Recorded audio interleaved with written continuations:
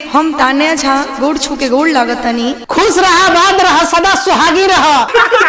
लेकिन एगो बात बतावा कि तू हमनी के बलात्कार काहे करतारू? क्या बोला तूने? ना ना, हमार मतलब है कि भोजपुरी के बलात्कार काहे करतारू? नहीं ना तो देखी लोगिन जरा।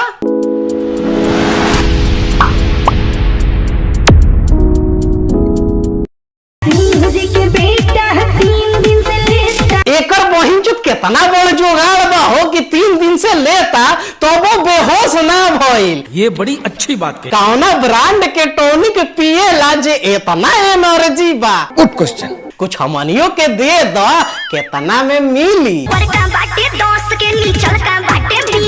साला इतना सस्ता, केहू के तो भरोसा भी ना हो सकेला कि इतना भी सस्ता मिली। बात तो सही है।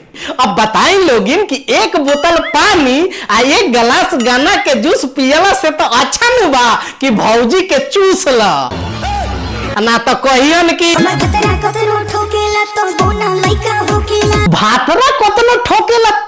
लइका होखेला। नहीं। जरूर कुछ गड़बड़ हो सकेला। क्या बात कर रहे हैं? हाँ, गड़बड़ ई हो सकेला कि भातार के बल्ब फ्यूज हो गइल होई, आ न तो तारा इंजन के गरम सूता जल गइल हो।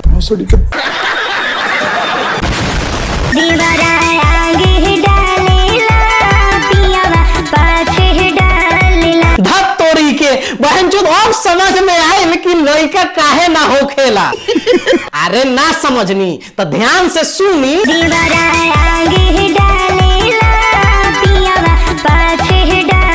समझ रहे हो? अब तो समझ गए नीनू लोग कि गलत टंकी में मोबिल डाल ली तो लइका कहाँ से होई।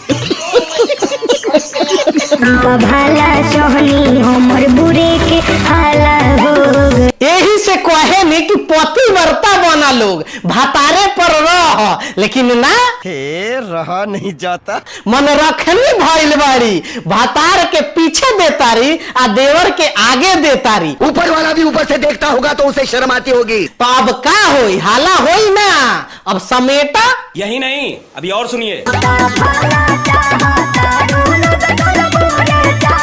अरे भोसड़ापुर नगरी के नंद कुमार, ई कौन भला हो कि अपना जोगाड़ के सब जगह छीट दी? सही पकड़े हैं। यही से नुत्ते गालवा बाबा पगलाइल बा। देखी लोगिन, अब का करे के बा ना करे के बा रउआ लोग सोची। अच्छा। हम तो अब जातानी भाई, लेकिन जाए से पहले को बात कह देतानी, नीचे लाइक शेयर कमेंट करके जो ये लोग वीडियो देख ले फॉलो ना करेला तो कोई मजा ना आवेला।